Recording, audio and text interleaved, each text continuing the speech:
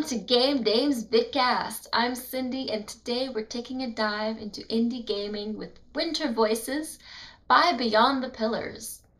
This game is very different from anything that I've played before. I was on Steam and I was looking at indie games that I could try. These are not games that I usually play, but I really wanted to. So I read the blurb on Winter Voices and thought, wow, this sounds really different, and I was not disappointed. The story is very gloomy and mysterious and parts creepy as well. And I was very pleased to find that because usually, indie games have a very different flavor than this. And I really enjoy that aspect. It's got a lot of atmosphere. The way it looks, the graphics are part sort of watercolored paintings or drawings, and part, very simple pixel sort of um, characters and all that on a watercolor background. I think it was a very clever way of putting a game together on a low budget, in my opinion. And I'm hoping that Beyond the Pillars does very well with this because I want to see what else that they can put out with, with more on their hands, because I really love their concept and they're very talented people from what we can see. Like, to aid with the atmosphere is the music, which is fantastic. And there's a narrator that tells you the story at the beginning and in some of the key cinematics. And he's very, very gloomy. He reminds me of Edgar Allan Poe-esque sort of the way that he conveys his message and the emotions and all that. So, and I guess maybe the crow is what's bringing that image into my head, of the raven. But anyway, more about the game. Though it starts off, you play a young 24-year-old woman who has lost her father. Father's dying and soon to be dead, and you, as you experience this, you're being assailed by your own emotions, and that's who your enemies are, your emotions and your memories.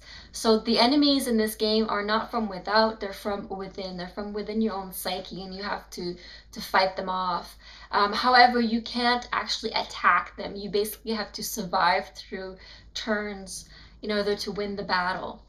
When you do attack, you actually get spirits that come to help you, that attack for you, that defeat these memories or emotions. And but I don't believe you get to do it because you don't have a weapon, and none of your spells are for attacking. They're all for preserving you, healing you, preserving your creatures. You get to summon creatures that heal you, or they debuff the enemies and all that. And that's basically how you, quote unquote, fight.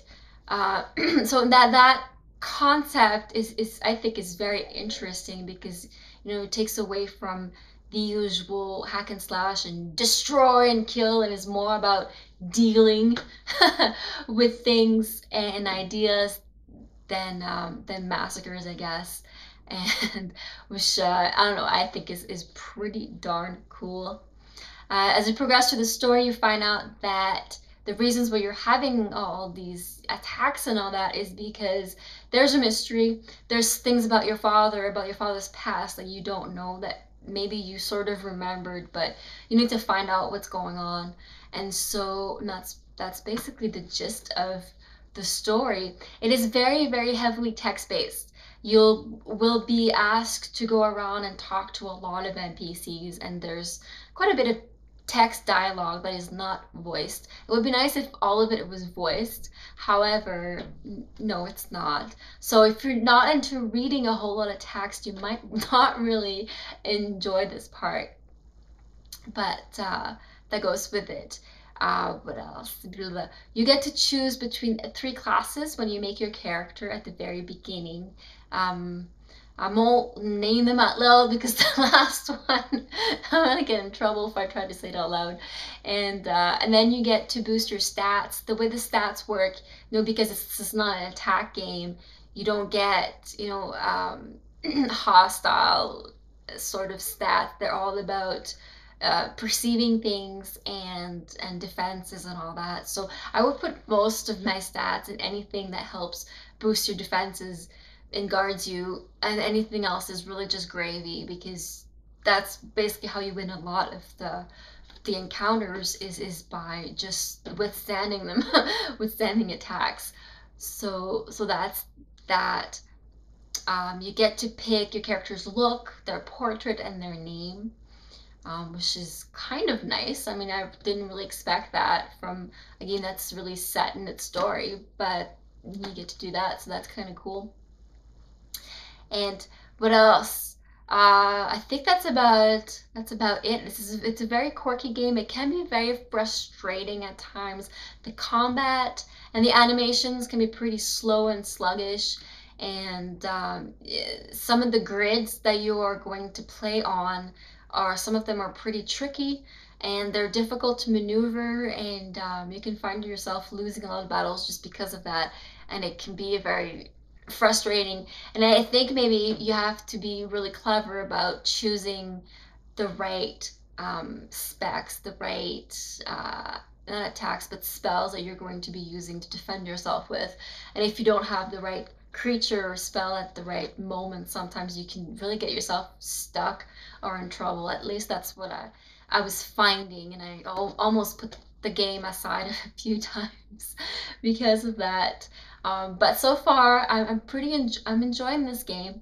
It's a sorry, it's very much up my alley when it comes to storytelling, and I like the very gloomy aspect of it, and the fact that it's just very emotional. It's quasi depressive, and I don't know, you can get a little bit of anxiety playing it, which is good. I mean, it makes you actually get into it and feel something. So, but other than that, some of you may not really, take to it at all and just say, wow, this is stupid, and just put it aside, which is fine too. If you want to try it out, there is a demo on Steam that you can download for free, so you don't have to shell out that $4 or $5 for it. So I would definitely, at least give it a shot and see what it's all about, and at least get to experience, the concept of it. So yeah, I think that's about it for Winter of Voices. I'm excited to see what Beyond the Pillars is doing after this project, because I like how they're going about this, and I think with their name Beyond the Pillars, I think they're trying to go beyond what gaming has done so far in the industry, and just trying to think out of the box and all that. And for sure, Winter Voices does that very, very well. All right, thank you. We'll see you again next time. Bye bye.